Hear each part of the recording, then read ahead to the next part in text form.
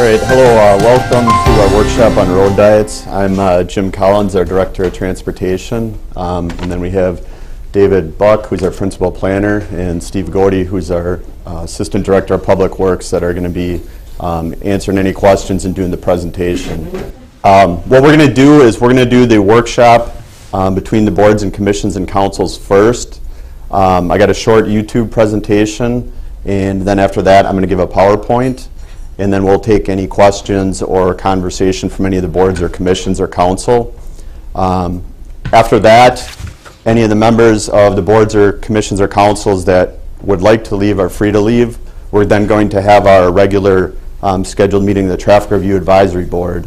You're welcome to stay for that if you want. When we do that, when we have that meeting, the proposed road diet is an agenda item for that board, and we'll be discussing it at that, and that'll be the opportunity for anybody from the public that would like to give input or comment or questions on the proposed road diet. So we're going to start with a short YouTube video. This is a YouTube video on a road diet from Minneapolis. So a little bit different, but a lot of commonalities. So. Increasing biking and walking while reducing driving. Bike Walk Twin Cities. This is 10th Avenue Southeast, and right now, as you can see, there's 4 lanes of traffic and not really any space for bicyclists. We find that most bicyclists either use a sidewalk or oftentimes they're in the gutter, which is not a safe place to be, and some brave cyclists do take the full lane, but oftentimes that triggers some animosity among the motorists. We have worked with the city of Minneapolis to come up with a 4 to 3 lane conversion, also known as a road diet. The center lane will be a shared turning lane, and there'll be 2 travel lanes, 1 in each direction. So that will provide us with enough room for bike lanes on both sides. So the cool thing about road diets is, just like a human being, when a road gets too fat, it becomes unhealthy. Motors end up in crashes they prefer not to be involved in. It doesn't work for pedestrians, doesn't work for bicycles, doesn't work for homeowners, doesn't work for air quality, doesn't work for anything. When we put a road on a diet, shrinking it from say 4 lanes to 3 or 4 lanes to 2, it's a variety of tools we use, then the prudent driver sets the speed, so the speeds come down. With the prudent driver setting the speed, the crashes come way down, anywhere from 20% to 70% reduction in crashes.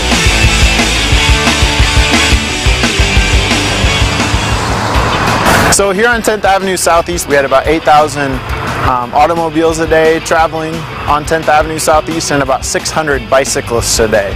The types of people that were bicycling on this street were typically students and typically people who maybe haven't done a lot of bicycling in a bigger city until they came to the campus here. We can transform really mean-spirited roads where it's really tough to be a bicyclist and make it into a pussycat, a very nice, friendly little road that all of a sudden becomes a friend of a neighborhood. Another cool benefit of road diets is because there are fewer lanes, there's less switching back and forth through a lane. You really have fewer choices to make as a driver, so you're directed in a meaningful way. And again, it's much better for bicycling. It also means that drivers will behave better all the time. It turns out they like road diets. At first there's some confusion as to whether or not if you take half of something away that you can end up with something better. But you do, largely because you're putting 2 important things in. You're putting in the bike lanes, which give more turn radius for the motorists. They give all kinds of benefits to the motorists, as well as bicyclists, pedestrians, and so on. But they also put in a dedicated turn lane, so the motorists can now make their left turns in a safe location, versus just being out in an active lane. We also measured the amount of bicyclists who were on the sidewalk versus on the street before. So we're going to be doing an after count to see, are we moving more bicyclists off the sidewalk onto the street here to make more room for pedestrians. We're standing at the intersection of 10th Avenue and 5th Street Southeast right now. And 5th Street is a major bicycle and pedestrian corridor going east-west on this north-south road. And there's a pedestrian bridge crossing 35W that's a connection to a neighborhood across the freeway. And previously there was a double threat crash possibility at this intersection. And what a double threat is, it's when two lanes of motor vehicles approach a bicyclist or pedestrian crossing, and if one of the vehicles stops, especially if it's a vehicle like a truck that's hard to see around, but another vehicle comes around that truck and doesn't know why they've stopped, in this case it would be for a bicyclist or a pedestrian, they could hit that person. And since we've gone from 2 to 1 lanes, that is a much smaller possibility now at this intersection. The 10th Avenue Southeast Road Diet adds another link in the Twin Cities.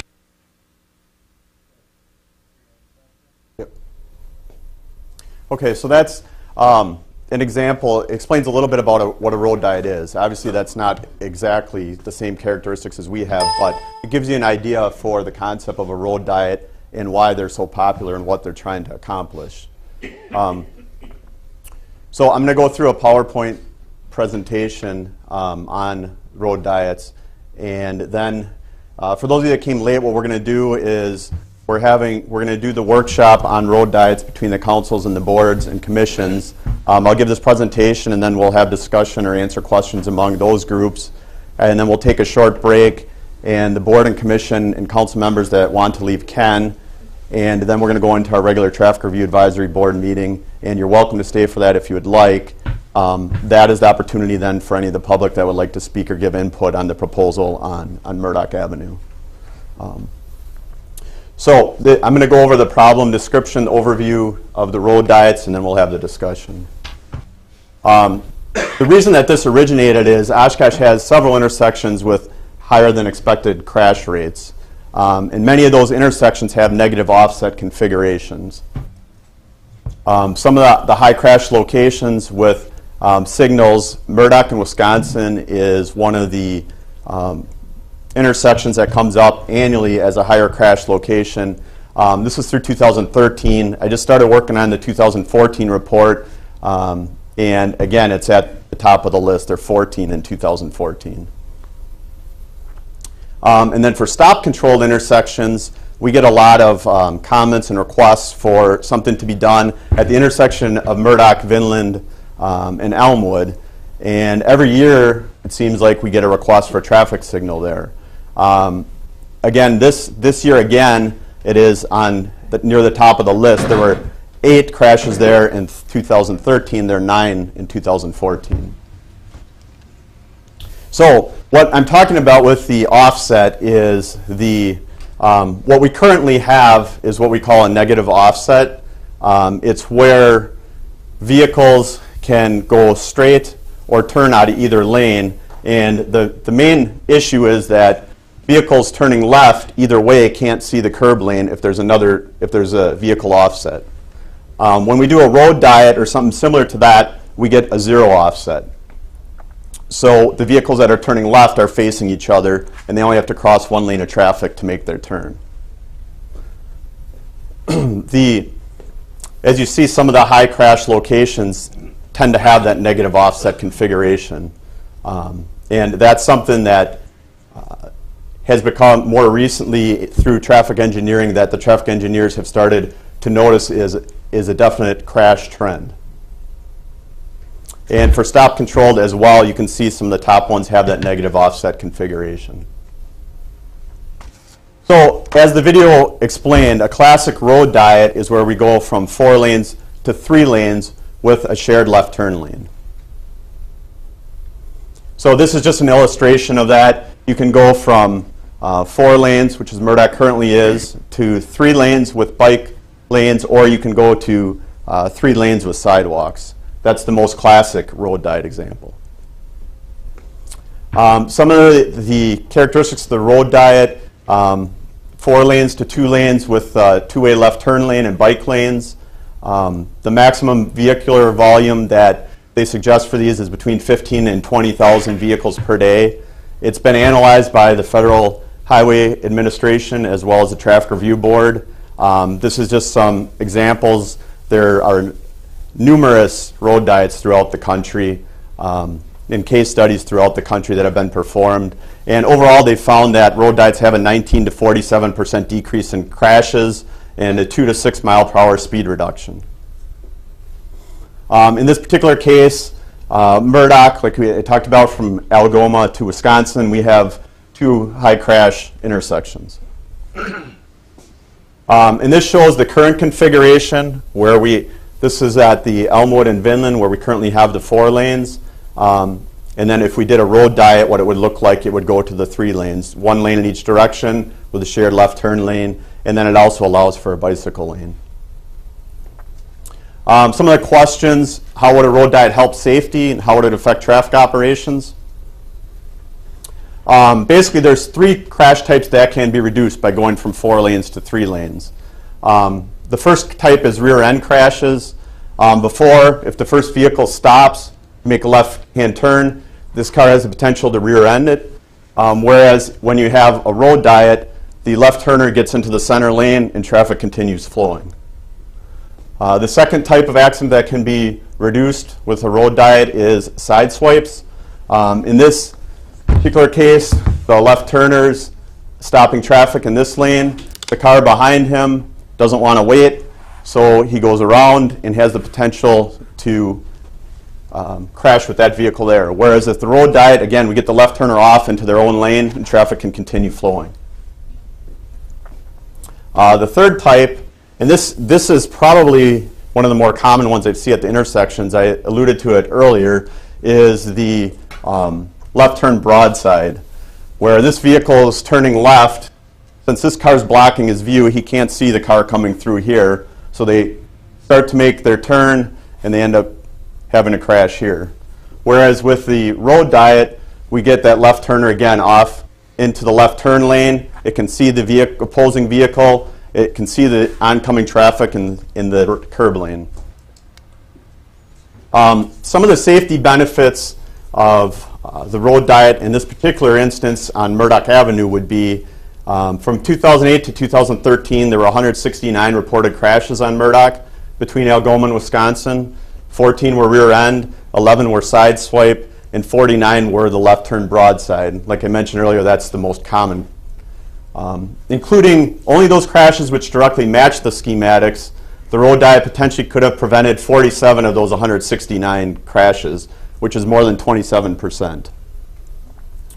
A good example is we did a road diet on South Sawyer. That was the first one in the city of Oshkosh this last summer. And I've already seen reduced crashes at the intersection of Sawyer and Witzel. It's at the lowest. This 2014 had the lowest number of crashes since 2006. There were 6 there in 2014, and there was a high of 17 in 2012. So it's back to, it's the lowest number since 2006. Another consideration we looked at is the distance between the roundabout and Wisconsin Avenue, and if we put a dedicated left turn lane, what that would mean. There's about 550 feet there. We did a traffic study there where we look at it with cameras to see what kind of volume we have. At the 550 feet, that allows approximately 27 vehicles to stack between the intersection of Wisconsin and the roundabout. During our study, with the current traffic signal operations, which are timed, at the peak hour, the worst case scenario was a stack of 17 vehicles. If we do go through the road diet, what we're going to do, though, that will also help that is we're going to actuate the traffic signals, which means we're going to allow the traffic to flow on Murdoch east and west unless a vehicle pulls up on Wisconsin to call the signal. So that'll actually improve it even further. So we're talking, and the DOTs, traffic engineers have looked at this as well with me and agree that that's not an issue. Some of the operations considerations there for Murdoch Avenue in particular, Traffic volume right now is around 10,000 vehicles a day. We did a 30-year traffic projection, and it doesn't show a ton of growth there. The worst case scenario was 13,000 vehicles per day. Like I mentioned earlier, the national road diet threshold's 15 to 20,000 vehicles per day. We did, as well as the DOT, also did a study on the 30-year traffic projections for the level of service. Level of service for traffic operations, with A being free flow operations and F means total gridlock failure. And we found that with or without the road diet, there was no impact on traffic operations. Elmwood, Vinland, Murdoch was an A, which is free flow with or without the road diet, and Murdoch and Wisconsin was a B, with or without the road diet. We looked at the access spacing. That's consistent with the road classification. The speed profile for a road diet isn't unusual. An added benefit is the bike and pedestrian plan, which this would allow us to do bike lanes on Murdoch, which recommends a route from Wisconsin to Sheridan.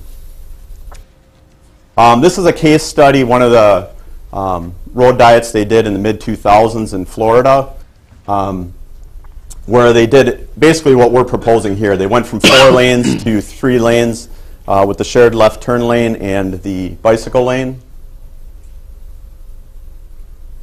And what they found is the crash rate, they had a 34% reduction.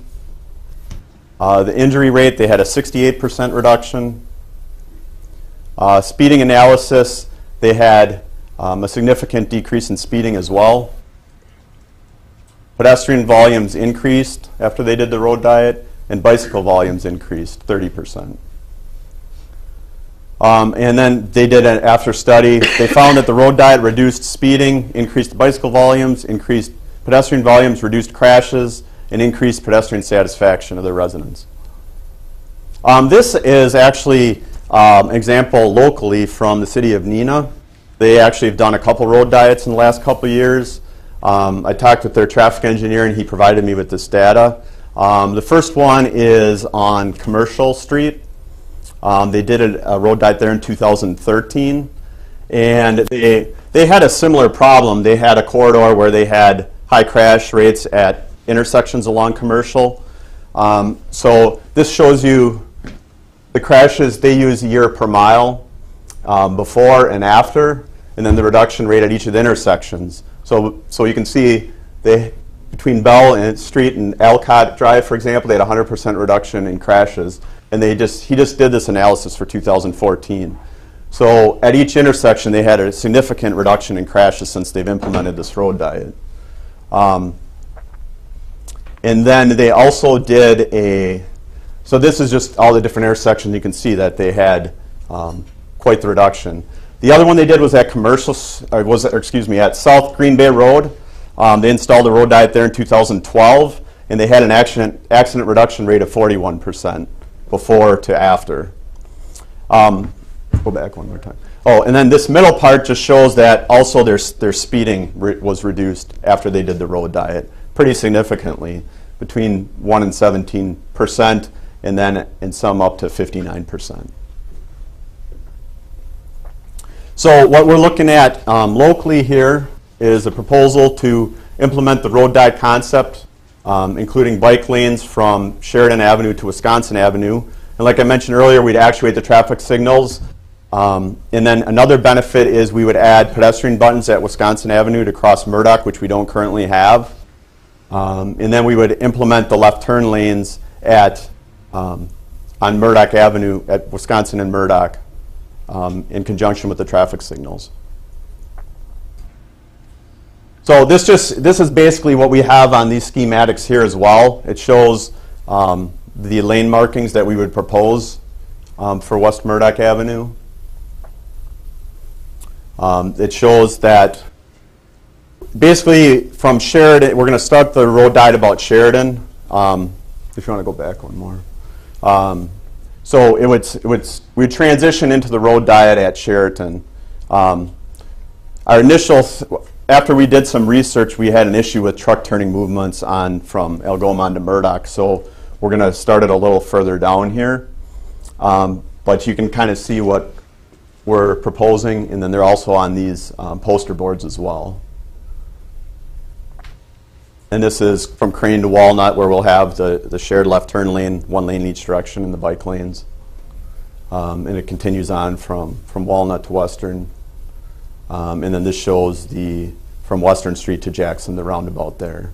And as you can see here, we'll have the offset left turn, or the zero offset left turn lane, which should improve the safety of that intersection.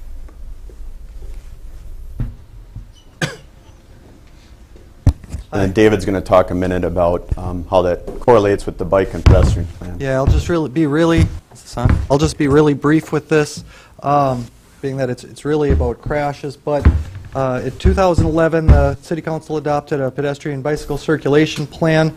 The map on your right is sort of a pulled-in version of that.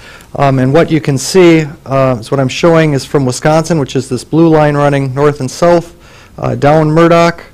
That would then, this was the area of the road diet. But what I wanted to point out here, and I'm kind of showing it at a closer view right here, it is not just a connection by itself. This connection for bicyclists and bike lanes would continue down Sheridan in the form of sharrows, which is a lane marking in the street.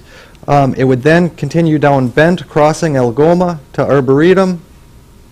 You would then have signs going up River Mill, which would connect to the Wewash Trail. You would continue down to Congress, through Congress, down Summit, connect to the Wewash Trail on the south side. So it has a direct link of connecting Wisconsin, which is our main north-south bike lane, to the Wewash Trail, which, when you look at sort of the larger scheme and purpose of the bike plan, that then would connect the Wewash Trail up to the Heritage Trail over Lake Butamore, would then again connect back into the system on the south side. But coming down to the south, you'd hit the Wewash Trail, which would connect to the Riverwalk downtown. That would continue over on Murdoch to the east to Wisconsin, which runs back down into the campus area, and the downtown area runs north to the high school. So just on a real short discussion here, because that's what it's really about, this is a piece of a sort of a larger network of connecting bicycle facilities and routes throughout the city. All right, and so that's kind of my presentation. So I'll open it up for any of the members of the boards or commissions or council if you had any questions or discussion. And if anybody wanted, if you could just you could just step up to a microphone. Unless you're at the table, you can stay at the table. But if you're not at the table, then if you could step up and speak at the microphone, or David, I guess, can use that one.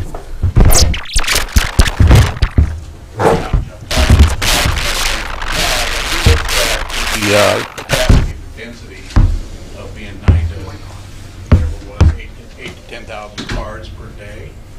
Was there any period of time where the concentration levels, like during the morning rush or during the afternoon rush, would have presented traffic that's higher in that concentrated period, that 8 to 10,000 cars per day? Sure. The 8 to 10,000 is the average traffic volume, so that's average daily traffic volume.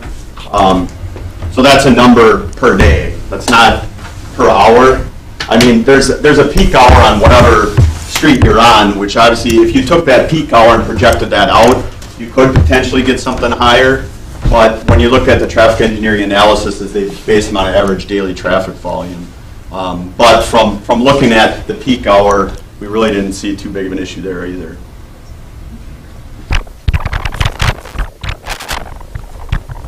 And just the peak hour for this particular area is basically after school lets out.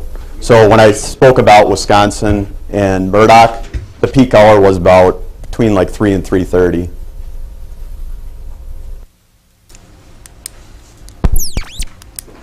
Hi, I'm on Murdoch Street. My question to you guys is, will there be a bike lane down to Algoma?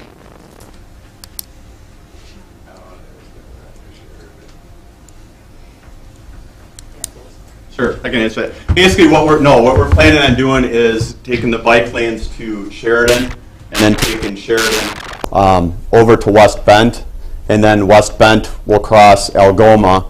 And that's also something that the Bike and Pedestrian Committee is talking about, and it's come up with Traffic Review Board before, but there's actually a crossing now at Algoma, a pedestrian crossing, and if we go through with this proposal, what we are potentially looking at, they actually have flags there now, so if you're a pedestrian, you can cross holding a flag. We're looking at putting in rapidly flashing rectangular beacons, which basically are what we have at 9th in Minnesota, Jackson and Murdoch, and so you push the button and it's LED and it's pretty visible. That shows that somebody's crossing there. So that's, as part of that plan, that's something we would look at as well. But to answer your question, they would just go to Sheridan and then direct you to West Bent and across.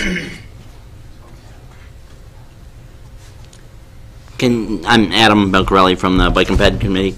Can you talk a little bit more about the switch from the bike path to Algoma, moving it back to Sheridan, and that there was a study? I'm just curious how that worked out. Sure. Basically, the reason that we're taking it down Sheridan as opposed to going all the way to Algoma is the truck turning movements from Algoma onto Murdoch. So we looked at it. We have a truck turning template, which our engineering department looked at. And if you're heading north on Algoma and you want to turn to go east onto Murdoch, for a truck, it took up, basically you needed both lanes to make that turn. So in order to accommodate the truck movements there, we decided to move the bike lanes and end them at Sheridan, direct the bike lanes down Sheridan, which is a lesser traveled road as well, but that allows us to avoid the truck problem. And then the other goal, though, was to connect to the Oshkosh Trail, and doing it that way. Initially, we wanted to do it at Algoma because there's a signal there, but because of the truck turning issue, we had to come up with an alternative, and we looked at a number of alternatives, and the alternative we felt was the best was to cross at Bent because there already is a pedestrian crossing there, and it is a pretty regularly used crossing that people have asked for upgrades to in the past, so it allows us to accomplish a number of things. Yeah, additionally, that Bent Street crossing leads you to Arboretum and River Mill, which already have the Oshkosh Trail connections to them. So there was no additional need to try to connection from Algoma to the trail, either through the cemetery or the or other property. So by design, then, you're asking westbound bicycles to take a left at Sheridan across the left turn only lane and a through traffic lane. Am I missing the point? Nope, that's Okay. that's correct. Okay. No, it's not. The bikes would need to move into the left turn lane. They wouldn't cross the through traffic. They would have to. Well, they have to cross the eastbound through traffic. They would have to merge into the eastbound traffic lane and cross into the shared lane. Yes. Okay. My follow-up question: are we aware? Well, I should say, are you aware of any bike lanes that are coexistent with state highways? I believe, and again, I see our police liaison back there, I think there's a statutory problem with operating a bicycle on a state No, this actually, Murdoch's a state highway, though. right, and I talked to the DOT, and they're on board with if there was an issue with it, they're planning their director of planning for the Northeast Wisconsin region and their traffic engineers all looked at this proposal, and they're all supportive of it.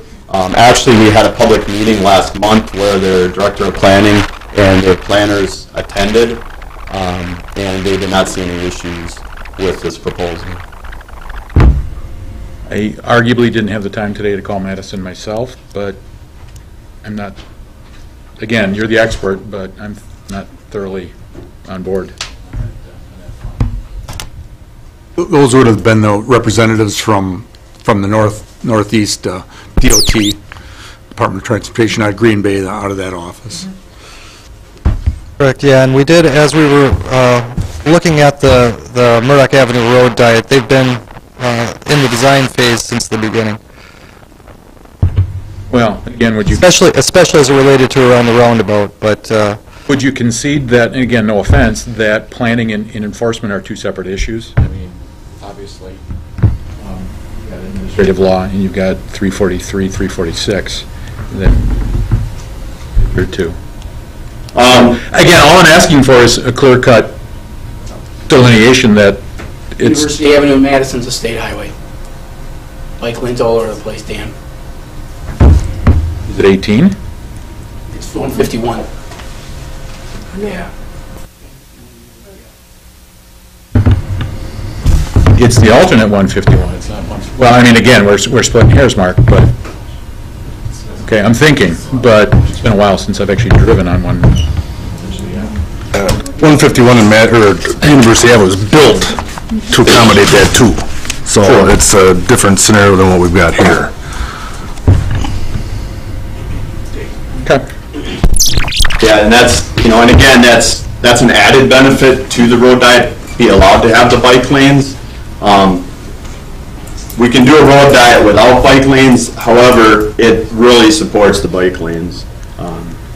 It allows for them, and it allows us to do the connection. But remember, the initial reason for the road diet is traffic safety, and that's the main focus that I wanted to get today with the added benefit of connecting our bike roads. Was any consideration, like if you're going north on Wisconsin, to making Bent the bike lane, instead of having to go to Murdoch and then backtrack down Sheridan and then going back to Bent? Yes, but again, this isn't about the bike lane, this is about the traffic safety at the intersections on Murdoch. So we could do that, certainly, but that wouldn't improve the safety of Murdoch at the intersections of Elmwood and Vinland in Wisconsin, which was the original reason for doing the road diet. I'm assuming that They're in favor because of whether there's any... what are their emergency vehicles and stuff that would be with this road diet in this particular location. The fire department has been involved with this, and they haven't expressed any concerns that I'm aware of. Yeah.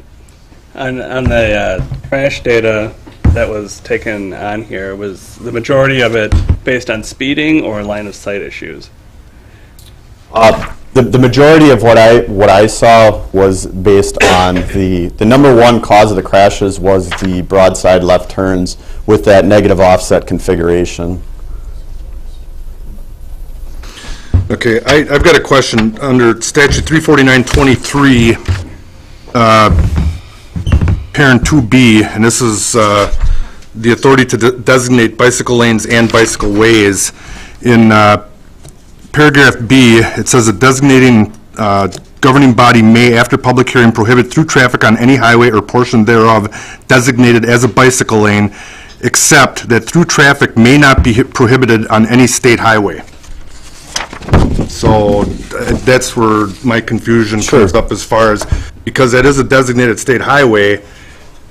We're not prohibiting traffic, though. That's like if you were going to take like a bike trail or something and prohibit vehicle movement. We're not prohibiting movement of vehicles. Vehicles are still allowed to travel in both directions.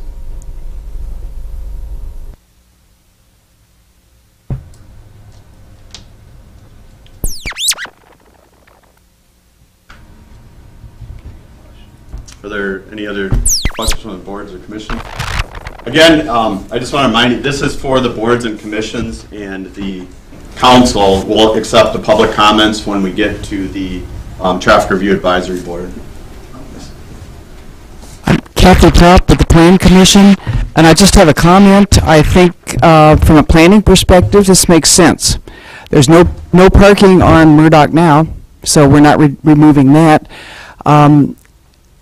I travel Murdoch all the time. Mostly there's just one lane of traffic going. Sometimes there's two on one side going in the same direction. It's very difficult for pedestrians to get across, so this would help that enormously.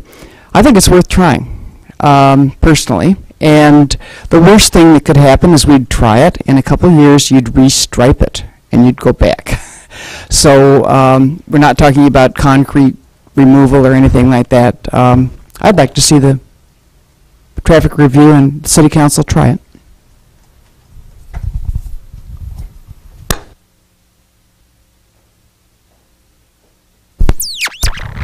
I'm on the planning commission also. I echo Kathy's sentiments because I was also on the original bike pedestrian plan.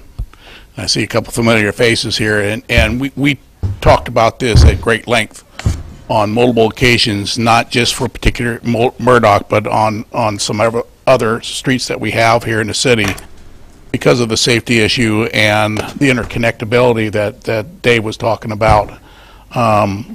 It made more sense because of the way we looked at the bicycle riders are not your professional bicycle riders.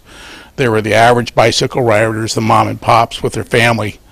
And we looked at that as a more safe way of moving people through the city and getting them to the destinations by using incorporating some of these road diets to slow down some of the traffic and also make room where there's dedicated room rather than use the share-all concept, which I know we have to use in certain situations, but that wasn't what the optimal reason was.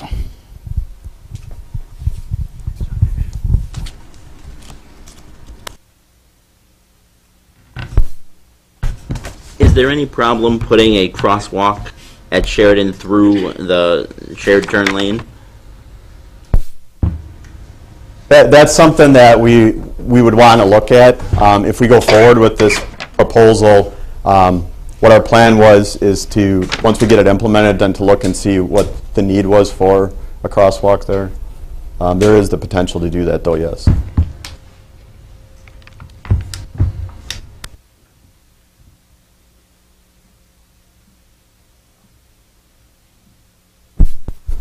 Are there any more questions or comments from any of the boards or commissions or the council members?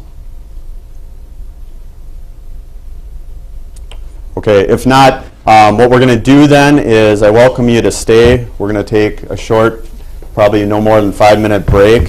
So any of the members of the council, boards or commissions that would like to leave are free to, but if you'd like to stay, you're more than welcome to. This is one of the agenda items on the Traffic Review Advisory Board. So at that time, then we'll take public comment on it, and then the Traffic Review Advisory Board, as part of their meeting, will vote on a recommendation.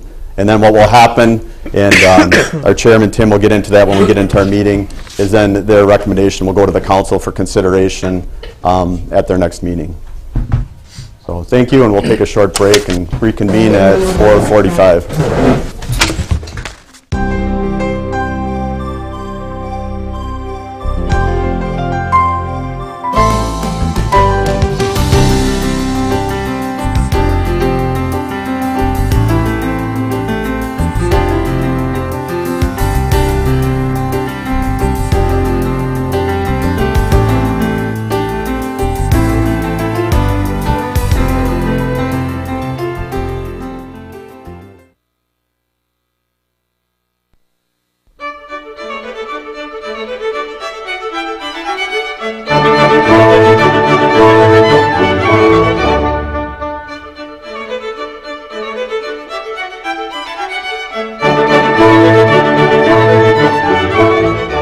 This local government meeting is currently in a break.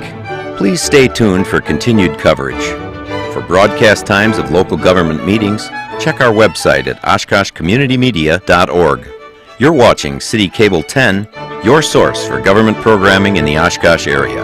Simulcast on 101.9 FM WOCT and streamed on the World Wide Web at oshkoshcommunitymedia.org.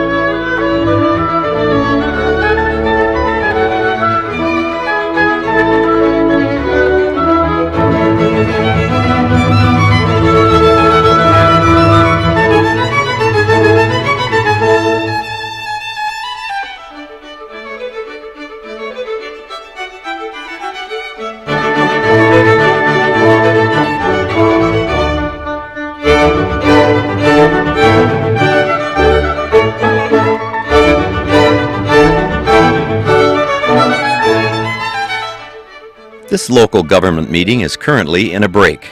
Please stay tuned for continued coverage. For broadcast times of local government meetings, check our website at oshkoshcommunitymedia.org. You're watching City Cable 10, your source for government programming in the Oshkosh area. Simulcast on 101.9 FM WOCT and streamed on the World Wide Web at oshkoshcommunitymedia.org.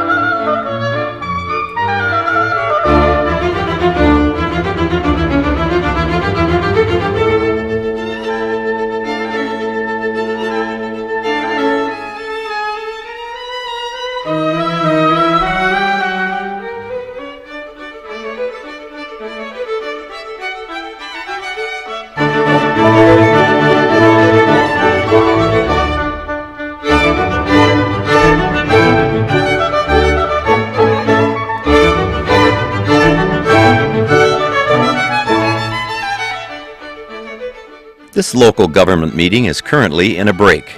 Please stay tuned for continued coverage. For broadcast times of local government meetings, check our website at oshkoshcommunitymedia.org. You're watching City Cable 10, your source for government programming in the Oshkosh area. Simulcast on 101.9 FM WOCT and streamed on the World Wide Web at oshkoshcommunitymedia.org.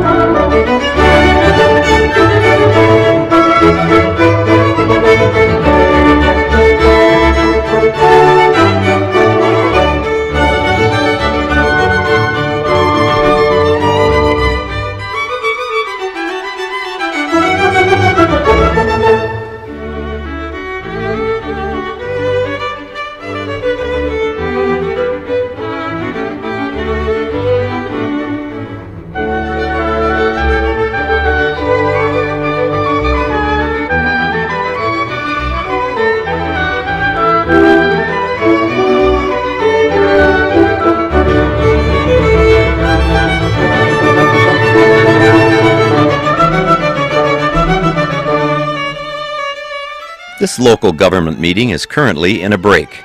Please stay tuned for continued coverage.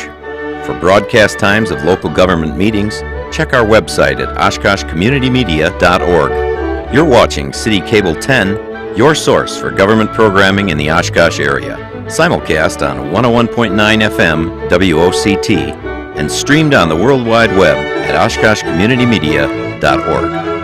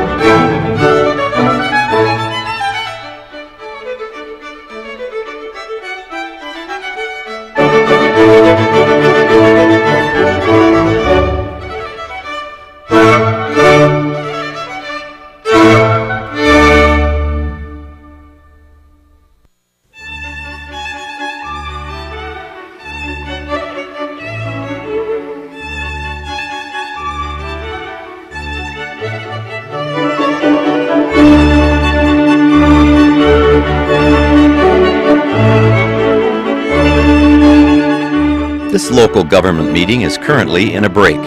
Please stay tuned for continued coverage.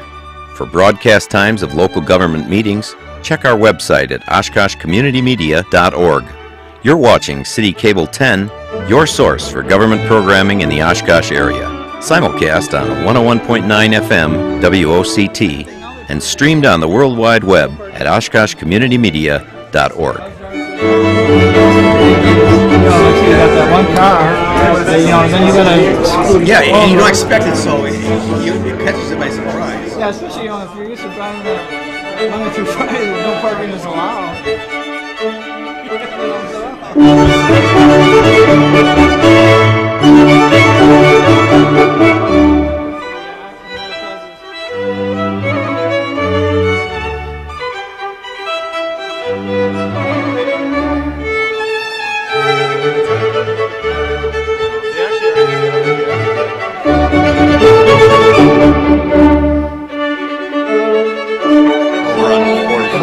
How far down the list is CP? It's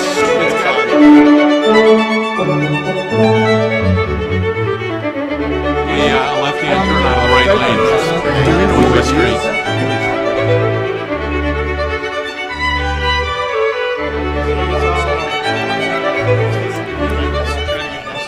This local government meeting is currently in a break. Please stay tuned for continued coverage. For broadcast times of local government meetings, check our website at oshkoshcommunitymedia.org. You're watching City Cable 10, your source for government programming in the Oshkosh area. Simulcast on 101.9 FM WOCT. I will now call to order the May 12, 2015 meeting of the Traffic Review Advisory Board.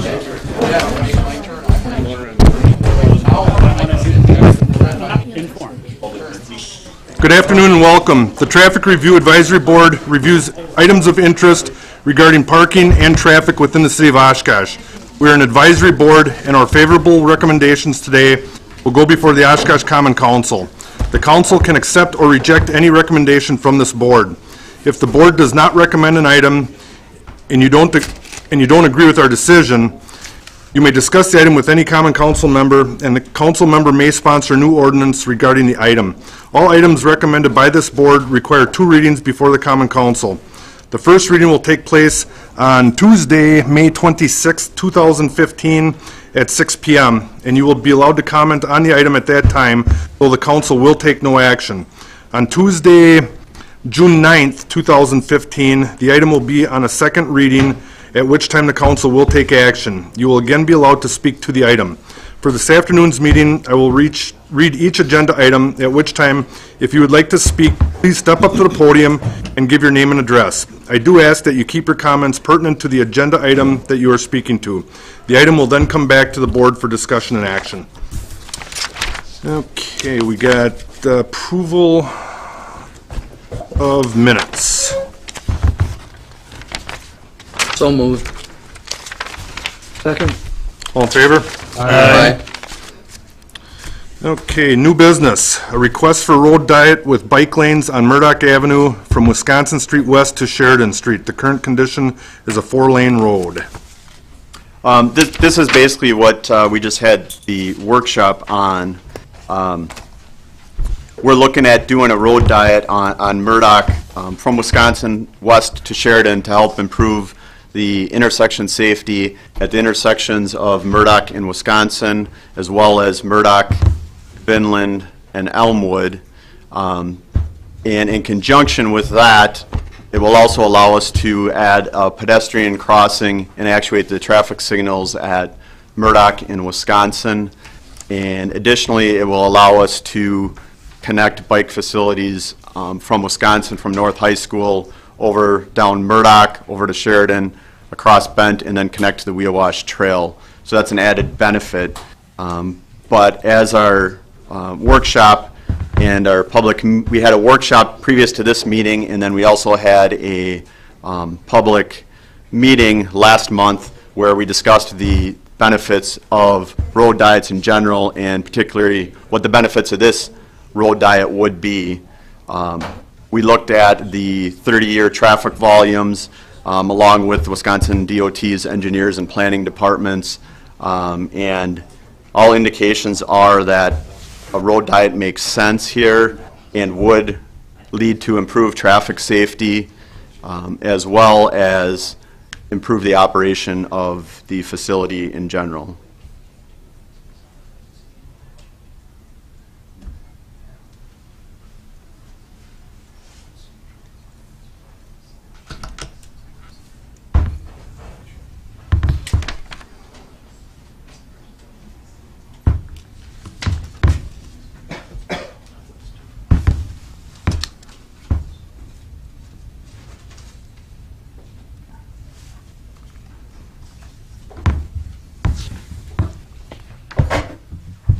Let me open it. Comments? Yeah, I was just going to. Do we have anybody that wants to speak to this?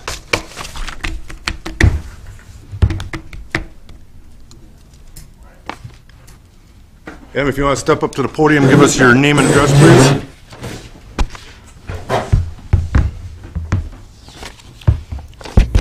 Is that on? I guess the main problem with this... excuse me, could you give us your name and address, please? Oh, Adam Pugh, owner of Expert Automotive Services and Expert Towing and Recovery, 910 West Murdoch Street. Thank you. The old Bell Ford building, the Ockham building. I guess the main problem I see with this is we're trying to cause a fix to the Elmwood, well, one of the crash intersections of Elmwood and Murdoch is how this stemmed, this whole project. I just don't see it I think you need to look back at why there's a problem at this intersection. And people who drive this road on a daily basis know where the problem is, and it stems from the corner of Congress and Algoma, that intersection there. Because the cars are shooting up Congress, that's why they got speed bumps up Congress. They put those speed bumps in there because the traffic is zinging through there, trying to make a shortcut to get to Elmwood Street to cut over to Murdoch, because they're cutting a little bit of angle on there on that road. Well, I think you should fix the problem at that intersection before you go ahead and change a main highway that truck traffic is routed on a daily basis. Because I've been driving down Murdoch every day for 7 years now, and I just can't see that going down in one lane, especially when it just took me 3.5 minutes to turn from Beach Street, take a left, and get on to Murdoch and turn, because the traffic was that much of it at that time. For the record, to come down to this meeting. I mean, it was double lanes, 2 cars in each lane for as far as the eye could see. And I just don't see this helping any businesses that put money into that place down that road. You know, there's studies, but I go off facts. I know what we take in for volume for work now, and as a business owner, I go off facts. If I went off studies, I'd go out deer hunting in fall expecting to see 50 deer run around in front of me like the DNR has their studies. But I go off factual stuff going on, and I see the traffic now the way it is, and I go off I don't go off any projected stuff of what's going to happen there on that street. I really fear for, you know, losing business, I guess, for a car lot that I'm putting up front right now, and I just don't think you're fixing the problems of those intersections. I think if anything, you should take Congress next to Payne and make that a one-way, heading west. I'm sure the Payne would like to have this. There was an accident there 2 weeks ago, so I mean, and there's people crossing there all the time. Well, if you take that and make that one way, then nobody's going to shoot up there to go to Elmwood Street. And the second thing you should do is make Elmwood and Murdoch a right turn only, so there's no cross traffic. My brother lives 3 houses up on Elmwood, probably for 2-3 years. The other day I asked him, I said, did you ever go up to Elmwood and Murdoch and turn left? He says, no, we always went down to Bent Street, cut down that way. And I just don't see that you're fixing the problem at that intersection by doing these bike lanes. And the problem I got with the bike lanes is that we have 14 tow trucks running around. We got guys running around the city every day. Since the last meeting I was at here, I asked those guys, video Sawyer Street, do what you got to do when you're going down. I want to see how much bike traffic's going down. It's 70-degree days, middle of the day. I got cameras in my trucks on the dash. I've reviewed them, no bikes. Over and over again. Actually, I saw a bike the other day. It was going up the sidewalk. Because I wouldn't send my kid next to traffic, the way that street's set up right now, next to highways, I mean next to trucks, in a little bike lane, running right next to the lane of traffic. I think it's foolish. I think somebody's going to get killed if you expect that bikes to be on that street every day. And I know also that, I mean, Paul, my heavy driver's here today, he says there's no way I'm going to be turning my heavy in a one lane. I'm going to be stuck there all day, and you're going to back traffic up all the way to Algoma, try to turn on a Beach Street. He said, I got a 53-foot trailer. I have a hard enough time turning with 2 lanes in there because I almost got to take up 2 just to make that turn. Plus, you got the AutoZone semis pulling in there, the O'Reilly semis pulling there on a daily basis, all turning off of Murdoch Street because it's the truck route. The DOT ain't there to watch it every day. I am. I see it every single day on that route. And I see the accidents there too. I've had one accident on Beach Street in 7 years that I've been there since during the daytime. I was the first guy on scene. Walked out there and ran out there and helped the girl. But I mean, Elmwood, I know there's some problems, but I don't think you're fixing the problem. I think you're jumping past it. I think you need to go back and figure out why is there a problem there, and it's because of Congress, because I drive the road. I take the shortcut myself. If there was a way to get around that corner faster, if you had 2 turn lanes turning, instead of having the one side of where Arboretum and Oshkosh Ave meet, and then you can't go in that lane because it only turns right on the High Street to go down to the college. You can't run 2 lanes up to that corner because of that's the first problem. And then you got a left turn on Arboretum. Some guy turns left there in the middle of the day, then you got a bunch more problems. That whole corner is a cluster. There's a lot of problems there. And I don't know if this bike lane is just something somebody's trying to throw through along with this, but I just don't think it's a smart move. I think as a business owner, you know, I talked to some of the older businesses that have been there since the 80s, and they said, you know, we were told by the state that we needed 4 lanes in here, and we had to make the big change years ago. So now all those reports were wrong years ago. And now, you know, Murdoch is a major cross traffic through this city. It's one of the hearts of the city coming crossing town. Murdoch, Witzel, and I think if you take it down to 1 lane, it's a mistake. And I've had numerous people write me letters since the last meeting they saw me talking. Numerous people who live in that area write me letters. I mean, and then I talked to every single business owner. Nobody was for it. I've talked to police officers, let them know what was going on. They weren't for it. You know, not the whole police department, certain officers. Talked to firefighters. They couldn't believe what was going on. So even though, you know, stuff's getting said in here, and, you know, I don't think it's everybody's for this, especially the businesses. I got a lot of money stuck in my building. I bought it because of the amount of traffic there. And I think that traffic is going to go down because I'm not going to mess around in Murdoch at 5 o'clock. I'm leaving that area. I'm shooting down 45 some other way. Adam, can you wrap up, because I know we got some other people that want to talk and we want to get everybody's input. I don't want to come up twice, so. Thanks. Let me just answer a couple of those concerns, though. We're not just talking about the intersection of Elmwood and Vinland. We're also talking about the intersection of Murdoch and Wisconsin. So this concept has been in various stages since about 2011. It's been studied, and it was actually presented to the Plan Commission in 2012, I believe, and the Traffic Safety Advisory Board has considered it as well. But to answer some of those concerns, we're not doing this road diet specifically for bike lanes. Bike lanes are an ancillary benefit of doing the road diet. And there are factual studies, the one that I showed you from Neenah, for example, on Commercial Avenue, that do support that this road diets do reduce the number of crashes. And the biggest number of crashes we are seeing are those broadside left turn crashes. And those are facts as well. Those are actual accident reports that I have that show what happened during those crashes. And the road diet concept does eliminate a lot of those. The factual traffic studies do show that with road diets, crashes are reduced between 19 and 25% on average. And as you could see with the presentation earlier in Neenah on Commercial, that it did have a positive effect as well as on Sawyer. The bike lanes in Oshkosh are a relatively new phenomenon. I know there was some discussion about Sawyer's Avenue. Those have only been in place since August of last year, so they were put in towards the end of summer. And right now they're not really well connected, and the Bike and Pedestrian Committee is working on connecting those, and this would be one piece of that connection. And as far as the DOTs involved, the traffic volume on Murdoch does support a road diet. And their traffic engineers have looked at the current volume and projected volume there, as well as their planning department, and are supportive of the road diet concept here.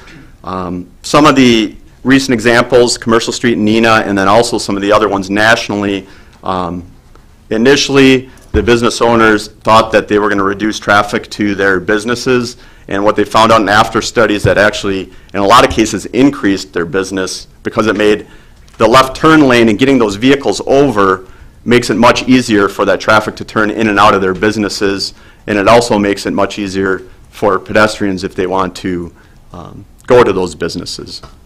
So those are just answers to some of the concerns. Anybody else want to speak? Adam Belcarelli, 1624 Western.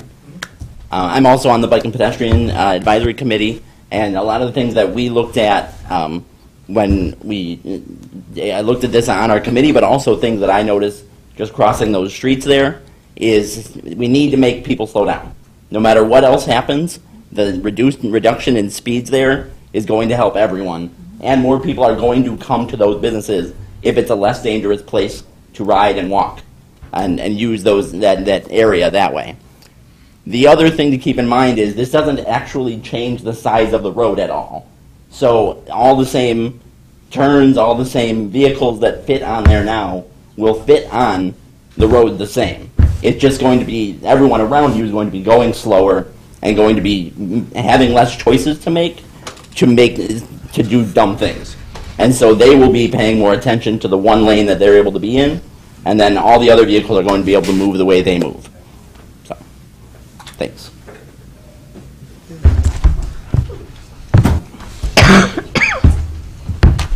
I'm Paul Lonning with Expert. I'm the manager there. I do heavy towing for them. What he had just talked about not causing an issue with turning and stuff, which is going to be false, because if you put a turn lane in the middle, me as a driver, I can't go in that turn lane to turn. Right now, as it stays, I can stay in the left lane, sit and wait for traffic to turn, and I can sit there all day and wait, and I'm okay with that. Cars can still drive around the right side of me in the lane and go straight. Now, if there is a turn-only lane in the middle, I'm not going to be there, because there's not enough movement for me to make a turn. So I'm going to be sitting over on the right, blocking every lane, the straight lane and the turn lane, and it could be a while. I don't know. I mean, I've been working there 6 years prior to us even having that building. If you look at a summer day at 4:30, 5 o'clock on a Friday, you try putting that much traffic down 2 lanes, it's going to be a big, big, big problem. Actually, you'd have 3 lanes, and actually the traffic and studies have shown that it flows better because you're getting the turning vehicles over and they're not clogging the lane. Another question I have for you, though, is if it's a concern getting into your business, couldn't you go around you could take the roundabout and then you're making an easy ride into your business? I can't get through the roundabout, especially if I have a 40-foot truck and I have a tractor and a 53-foot trailer. I'm 100-some feet long. I'm going to be sitting there. Oh, you can't get through a round. There's some I can't get roundabouts every day. I have a semi. I'm a 40-foot truck pulling a semi. So you got to imagine, I need everything. There's been times up in Neenah before we even had roundabouts here that we have to go the wrong way. The law enforcement has to shut the roundabout down and go the wrong way through the roundabout to get through.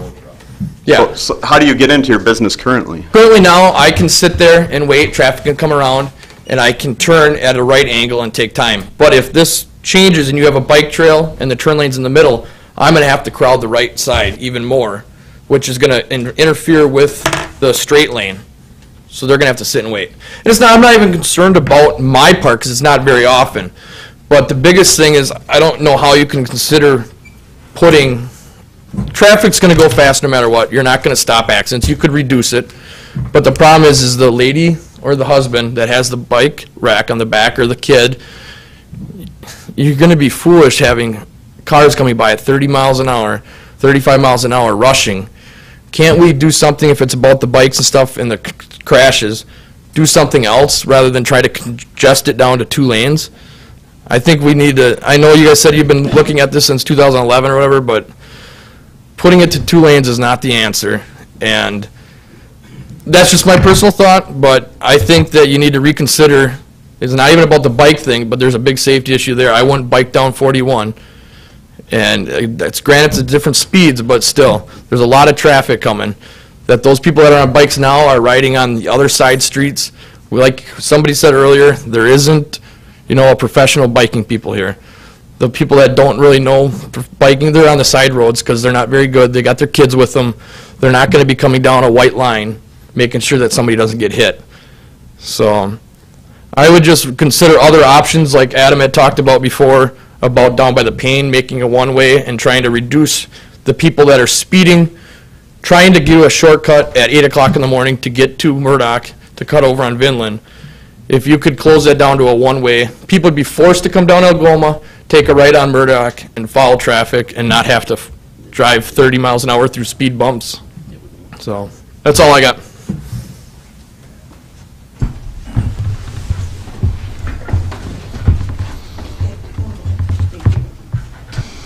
I have a few questions for you guys. Can I get your name and address, please? My name is Sue Bramer. I live at 1806 West Murdoch Ave. Thank you. The corner of Murdoch and Plymouth. My question to you are, do you have any expected date that this project will be done? Sure. If we go ahead with, if council approves this concept, we would get it done with our street painting season. So what we would anticipate is after today's meeting, it will go to the council for their vote at their next meeting, which would be 2 weeks from today. If they vote in favor of the road diet, our plan would be to get this implemented in the June to July timeframe. Okay, my next question is, what about the speed limit? Is that going to change at all? No, the speed limit will remain as it is today. Why would that be? Because we live on the Murdoch and corner of Murdoch and Plymouth. We'll sit out there every day and just watch the traffic. Those cars, some of them, I swear, are going 50, 60 miles an hour. Sure. Actually, from the speed limit's currently 30 miles an hour through there, which actually their speed limits, with the road diet, speeds will naturally come down, as we've shown with the national and local studies. They'll just naturally come down because you'll have one lane of traffic each way, and then you'll have the shared left turn lane as well as the bicycle lane. But speed limits are set based on an engineering study of what 85% of traffic is traveling at. There's a myth out there actually that if you lower the speed limit, it's going to improve the safety. That's not actually a fact. It actually in some cases degrades safety. But the issue on Murdoch and the crashes that we've seen aren't related to speed. So if we do the road diet, speeds will naturally come down. But that's not the answer to the safety we're looking for. And basically how they look at speed limits is you do an engineering study that what 85% of the traffic is traveling, and then the theory is then that'll leave law enforcement to deal with the 15% that is not traveling at that speed. And I don't know if we have Officer Shaney. I don't know if what have you seen as far as Murdoch and enforcement, or what does your department do there? Quite a bit, actually. Murdoch, Wisconsin, and Jackson we have a major initiative always going on there. We do a lot with the roundabout, particular to pedestrians. But we've set higher goals starting a couple years ago already. Where not only are we doing more of the details out there, but we're trying to do a higher ticket to stop ratio, because we found that the warnings weren't doing anything. It wasn't changing any behavior. So we've even set higher goals for that. So we're up there all the time. Okay, my next question is, what about police presence when he's open? Are there going to be more officers in the area? Well, I can speak to what we did with the roundabouts. Until people got used to them, we were out more. We tried to hold our own information sessions in conjunction with the other entities of the city. But yeah, we make as large a presence as we can. Thank you.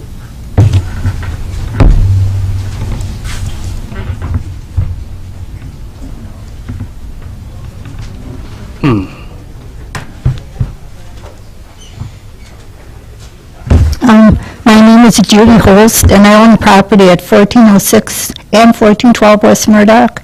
It's two residentials. It's between Olive and Mitchell Street. We've owned them for over 40 years. so I sort of know the history of the area out there.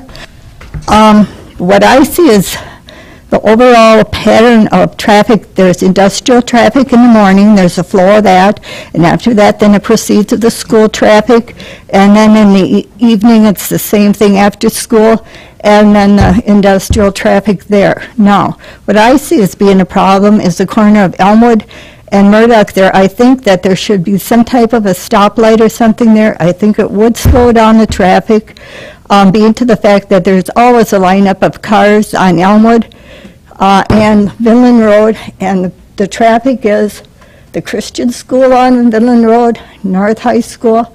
You cross the street and you go on the other side and you got Martin Luther School, and the children, the rest of the children in that area go to Reed School, so they have to get across the intersection there to go over to Reed. So I think some type of a marked crosswalk, whatever there. In Amro, they have them on Main Street, but they've got marked crosswalks with the little green man, and people have to stop there. I don't know. Something needs to be done there. The people consider it wide open from Wisconsin on down to Algoma. They just wide open their cars because it's one big piece of cement with no obstacles in between that they have to stop for. So whatever you people come up with, I'll be truly grateful. Sure, and I can answer that. Like I said during our workshop, is that intersection at Elmwood and Vinland and Murdoch, the Traffic Review Board has considered signals there pretty much annually. The issue there is it doesn't meet the warrants for a full traffic signal.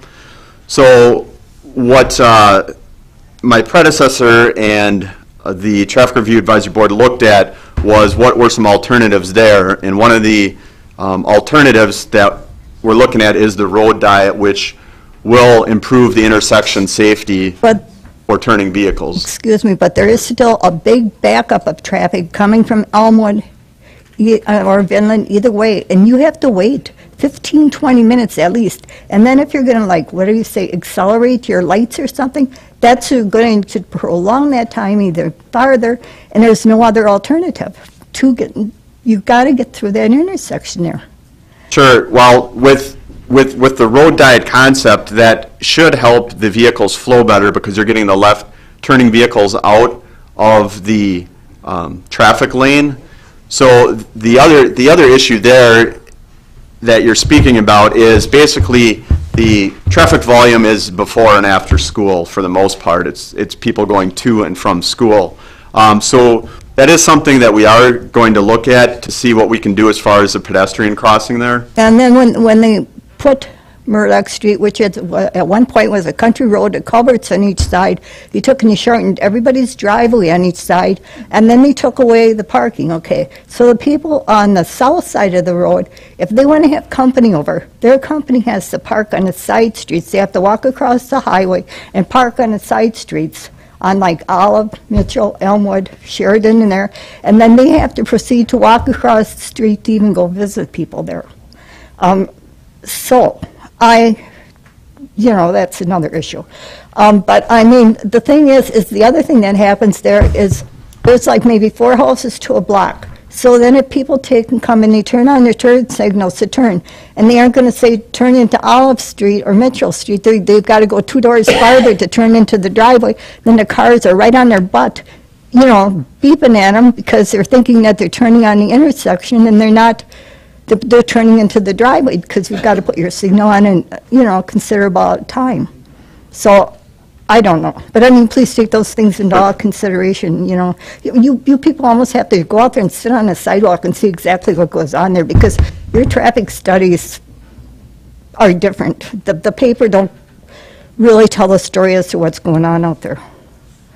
Yeah, and I appreciate that. And we actually, the intersection of, because obviously we don't have the resources to sit there all day, but we did put how we do our studies, like at the intersection of Wisconsin and Murdoch, is we use cameras, and then we can study what's actually going on. And basically we leave the cameras out there for a number of days, and then we do the study that way. I might make a suggestion. Those orange things that you use when you have your races or whatever, couldn't you like line those up on the curb side of the street going down and just see what happens to traffic once and then have somebody do a study out there like that? Like do it that way with 2 lanes and just see what happens to the traffic? You know, I mean, it would be one way to see what happens to it. Mm-hmm. I don't know, you know. Well, anyway, that's my input. Thank you. Thank you.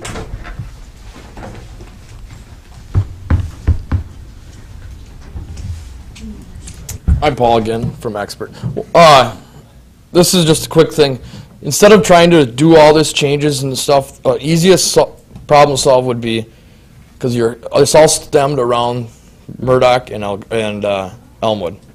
Why don't you? Isn't that what you're shaking your head? No, that's not. No, this is dealing with Murdoch and Wisconsin Avenue, as well as the Murdoch, Elmwood, and Vinland. So you have to take. It's basically dealing with the whole stretch of road from looking at what's the best operation of the road from the roundabout all the way to Algoma.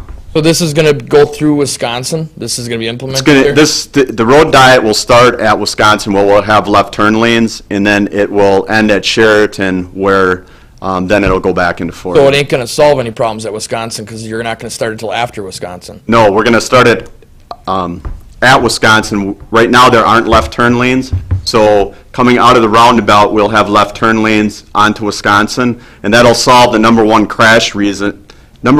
reason for crashes is the negative offset of the left turns at that intersection. When we implement this, if we do it, it will create a zero offset, so left turning vehicles are facing each other and they can see the vehicles in the curb lane. The only problem with that is once you have a left turn lane and you sit there and you get 2-3 cars that want to turn left, what happens when the person coming the other way wants to turn left also? They can't see all the cars coming backed up because they're blocked by everybody else waiting to turn. That's exactly then they turn and you're going to have that still happen. Nope, that's exactly what this is designed to prevent, because what this does is the left turning vehicles are facing each other, and then there's only one lane of traffic in each direction. So you're right, that's exactly the problem, why we're having so many crashes, and the road diet actually solves that problem. So the left turning vehicles will be facing each other, and there's only one lane of traffic coming, so they'll be able to see that lane very You're going to have clearly. to start this east of Wisconsin then. It's going to start, yes. The left turn lane will start just a little bit east of Wisconsin. Okay. And you can kind of see it on the board there. Is this something to consider too? If you want to fix your problem at Vinland and Murdoch, why don't you just barricade off Elmwood? Shut the road right off. Nobody can come in or out. You already closed it off down on campus on Elmwood. You can't go straight through campus. Why don't you shut that road right off so it's a T intersection? There's nobody turning left. There's nobody shooting out from Elmwood. It's going to keep people from shooting straight by the pane because you're not going to get anywhere. That wouldn't solve our problem here, I don't think. I mean, because we're looking at the whole stretch of the road. I mean, the only thing I look at, I'm just trying to bring, everyone else is trying to bring options and work, and it just seems like you've got your mindset, and everybody else kind of seems like they're taking everything in, and you kind of are against everything. Well, no, you've got your mindset on one thing. I'm not here, I'm not going to make the decision. I'm just telling you, for everyone else too, just keep an open mind and think about other things, because it just seems like you're really set for this little reduction and everything. Yeah, obviously, I've actually been studying this for about a year, and then the city as a whole, my predecessor also studied it for a couple years. So obviously, I wouldn't bring this recommendation to the council or to the Traffic Review Advisory Board if I didn't feel that it was the best solution. Obviously, we've looked at a number of alternatives and are open to suggestions. I'm ultimately not the one that makes the decision. However, what I do is bring forward my recommendation as to as the traffic department and what we feel would be the best option to solve traffic accident issues at this particular area. So this is my recommendation, and I have the reasons that I presented at the workshop why I feel this is the best. But obviously, the Traffic Review Advisory Board will make a recommendation to the council, and ultimately the council will decide. Is everyone sitting here? Are you guys all voting on this? Or is it everyone at the tables? At the table, yes. Okay, so he brings it to you guys all vote. You're not. Yeah, we'll just once the public statements are done, we'll discuss it amongst ourselves. We'll take a vote. You can hear what our recommendation is, And if it's a favorable one, then it'll go to the city council for 2 readings. If it fails, then, then somebody can take it up with a city council member and they can bring the ordinance themselves. Sounds good. Thank you. Thank you.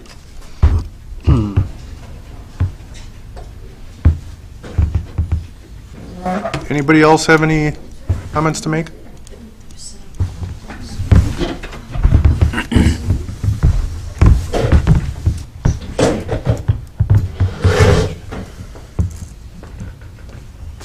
Chris Dupre, 1907 Murdoch. I just have a couple talking points I'd like to bring up. First of all, this road was widened at the time based on a study that said it had to go from a 2-lane to a 4-lane road because it was inadequate to handle the traffic. So this was based on a study that was supposedly foolproof, saying that it was not able to handle that traffic. Now we're basing this decision on another study saying, no, this is too much road. So people on this road were assessed for a new concrete street. They had their terraces taken away. And now basically they're saying, we're telling these people, oh, it was a mistake. We're going to now do this. Sorry about that.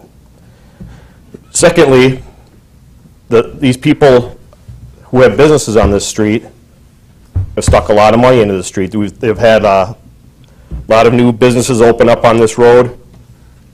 The people who have stuck a lot of money into their businesses on this road base that on what the road was like when they built their businesses.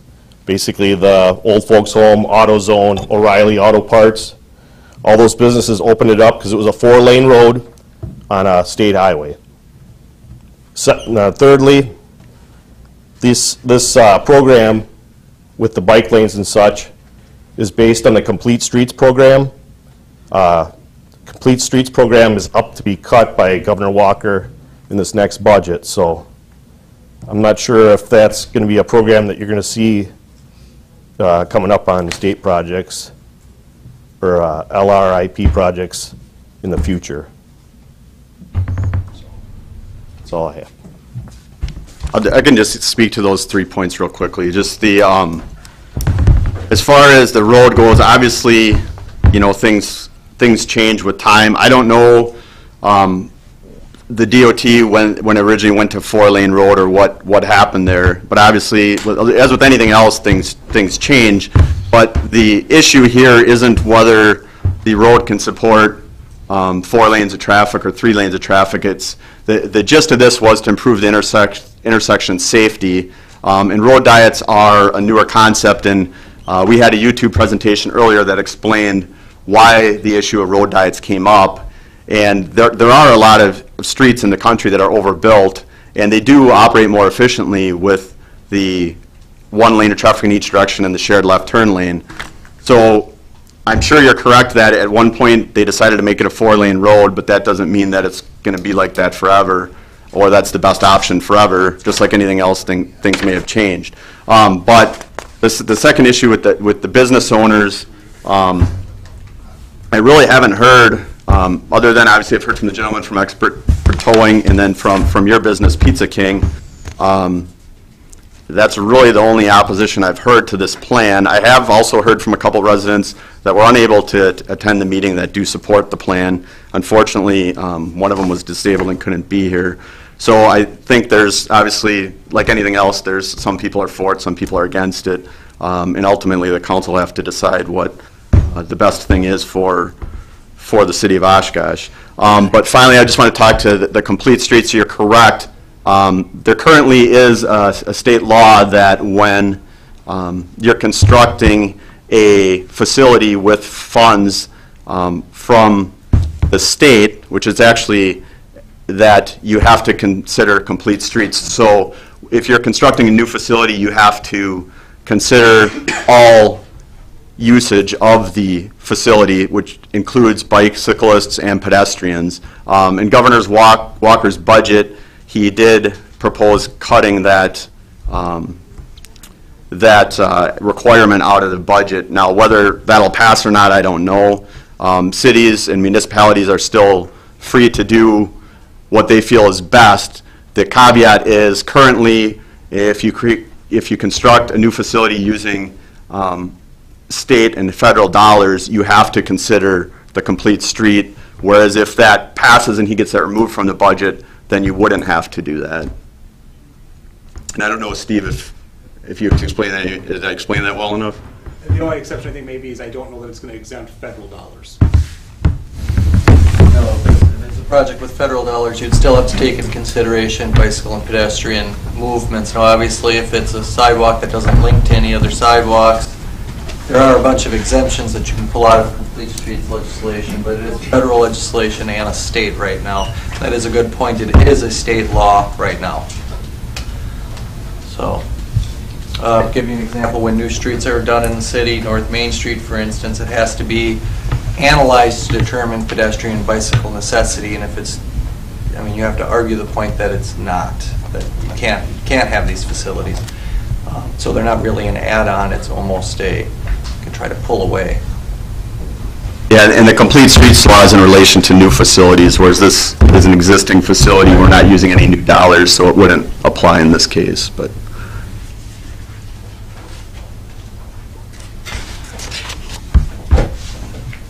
Anybody else? Bring it back to the board for discussion.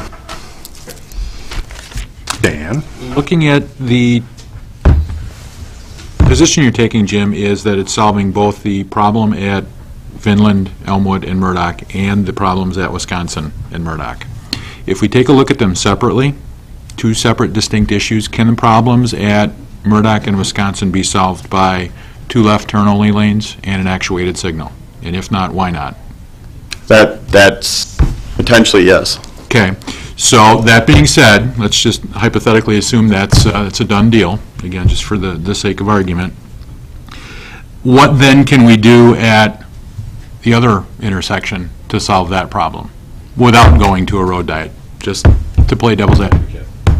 That, the Wisconsin and Murdoch, yes, that's a potential. The Elmwood and Vinland and Murdoch, there's the one alternative that's been brought up pretty consistently is to go to traffic signals, which it doesn't warrant the traffic signals because... I agree with you there. I mean, that's, in my opinion, that's a non-issue. But to that discussion, right, council has approved lights that have not met the criteria. Ninth and West Haven would be a classic example. That is true. To what you said for Murdoch and Wisconsin having a designated, could you do the same thing at Vinland and Murdoch and Vinland have a designated left turn lane? I agree with a couple of the arguments that... A little more challenging at that. Yeah, I agree with a couple of the arguments that people coming up Elmwood use that cut through all the time, and I get that.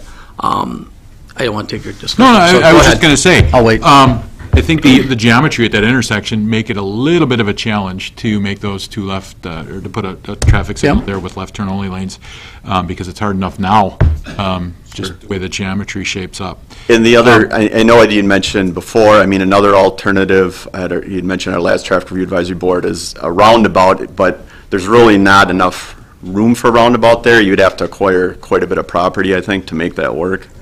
Which, and again, I had thought of this, and I don't know which member of the public suggested it, but someone else brought to me the possibility of terminating Elmwood prior to Murdoch. And again, that's going to obviously be an issue, because there's going to be a house or two that gets cut off at the end. Again, I don't know what those issues might bring.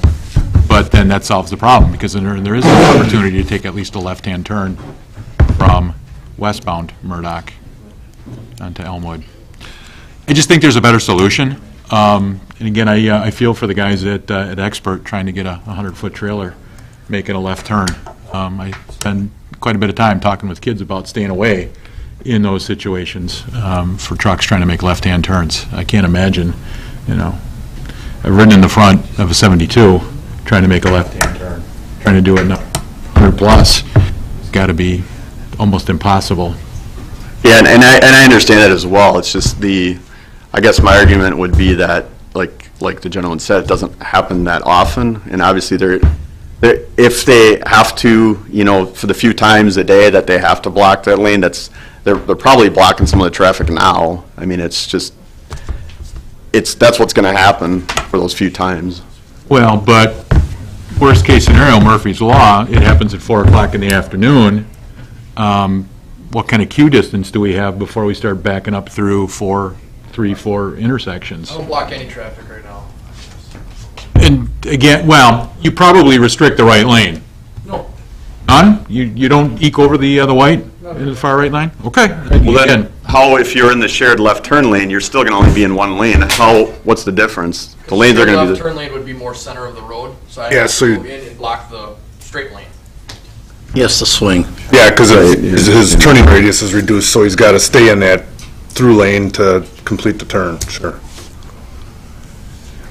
I guess I have a little bit of concern. I supported the bike and ped plan by voting for it back when it came in front of council.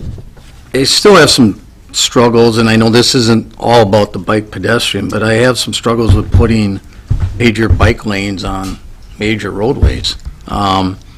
And I just think we have some better alternative locations for our bike people to enjoy their sport.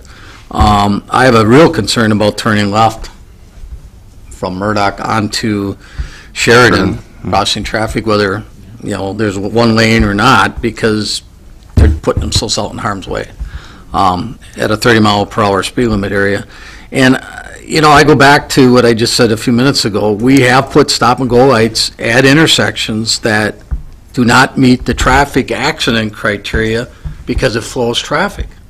And if you look at 9th and West Haven, that too, and that predates you, Jim, but it was one of those that the citizens wanted it. They were willing to, pretty much deal with it and ask council to keep it. It was temporary with the road construction on 41.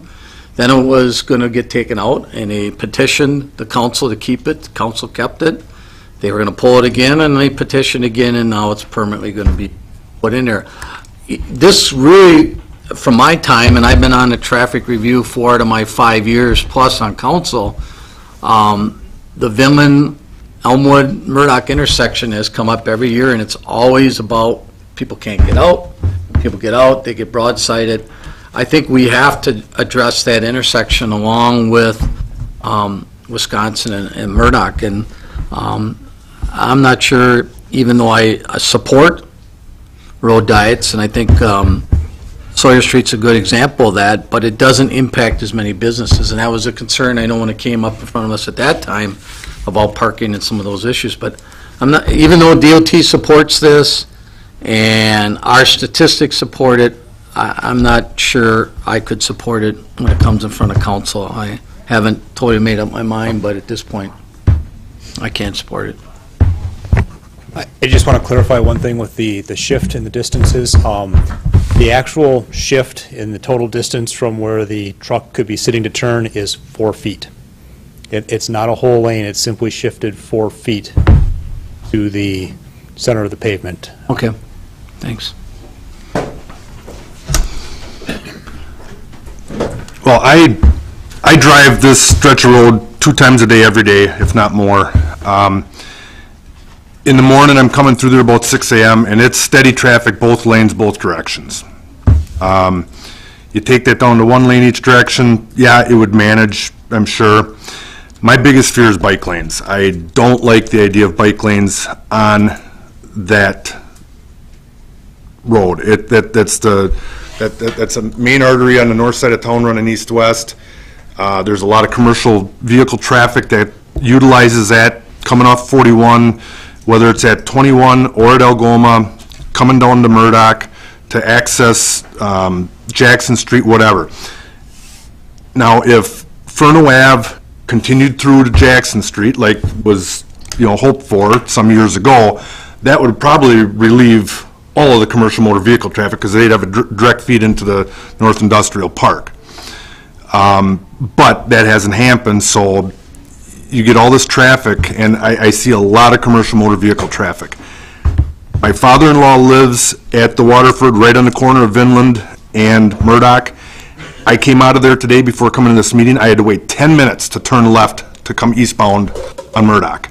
The traffic volumes are astronomical. And granted, it's school time letting out, everything else, but just the wait times, and I don't see, the road diet correcting the wait times, because all you're doing is you're stacking more traffic up in one lane versus staggering across 2 lanes or 4 lanes for the entire road.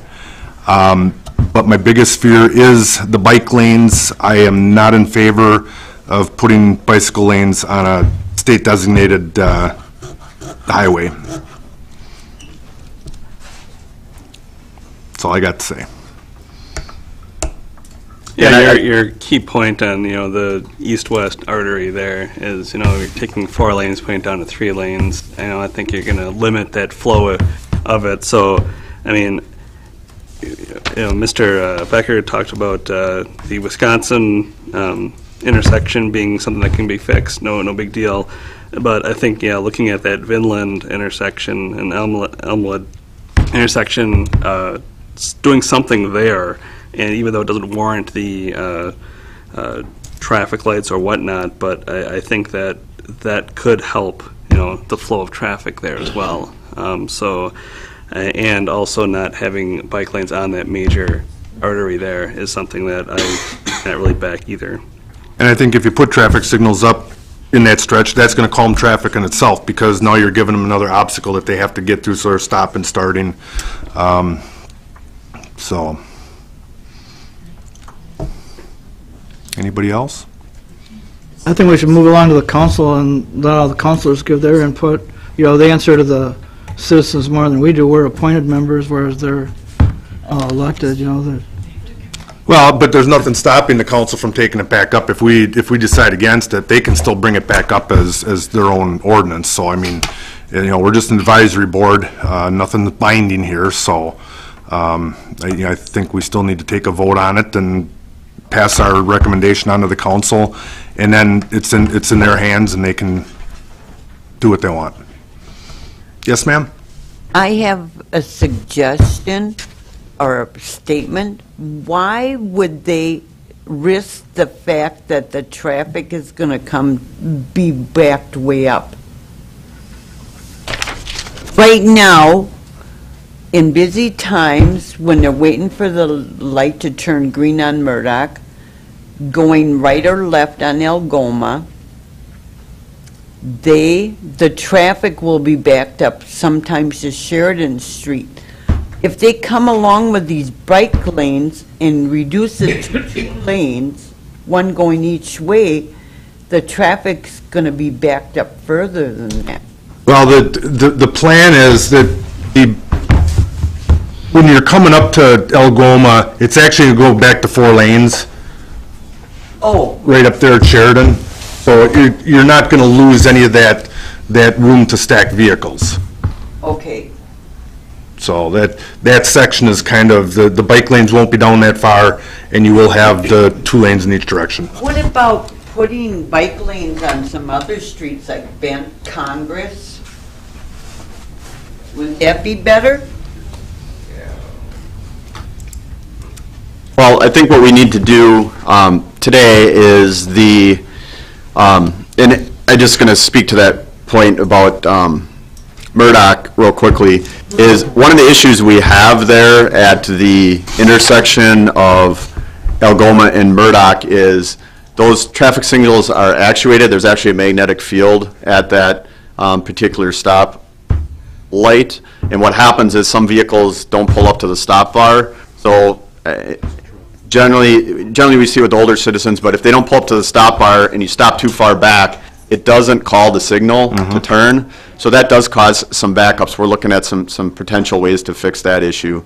But to get at Tim's point as well about the traffic flow and the backups, I guess personally, if you take some of the vehicles that are turning, put them in the left turn lane, theoretically the traffic will flow better. But as far as the point with the bike lanes, I mean, there's 2 different schools of thought there. I mean, there are bicyclists that use it as an active mode of transportation that are comfortable riding on a major street like Murdoch Avenue, and then you have your recreational bikers. Now, if we go to a road diet with bike lanes, that may or may not feel that safer. But But ultimately, I think that, well, obviously, you know, I support the road diet and what we've proposed here, and I think it makes a lot of sense and solves a lot of issues, and also has some added benefits of connecting the bike and pedestrian facilities.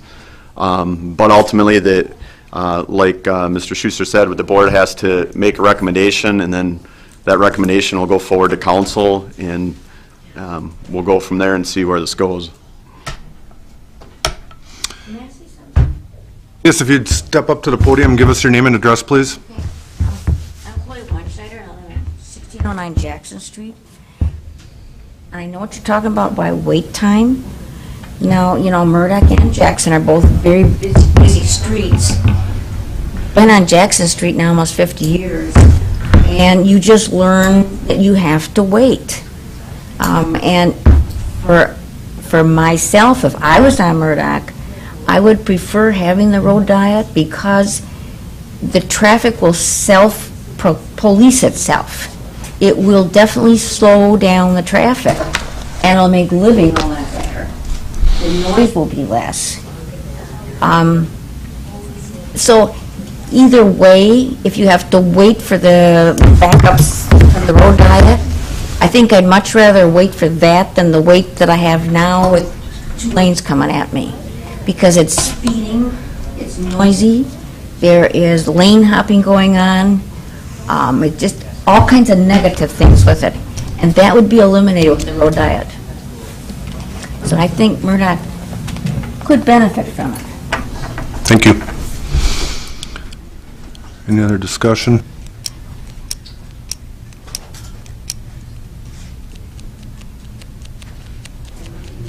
Move. Second. No further discussion. Call the roll. Becker? No. Ross? No. Oz? Aye. Szynski? Aye. Herman? Aye. Weinschneider? Aye. Schuster? No. Carried 4-3.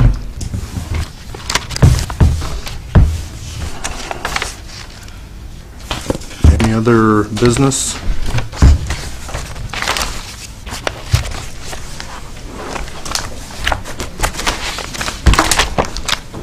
Move to adjourn? So moved. All in favor? Aye.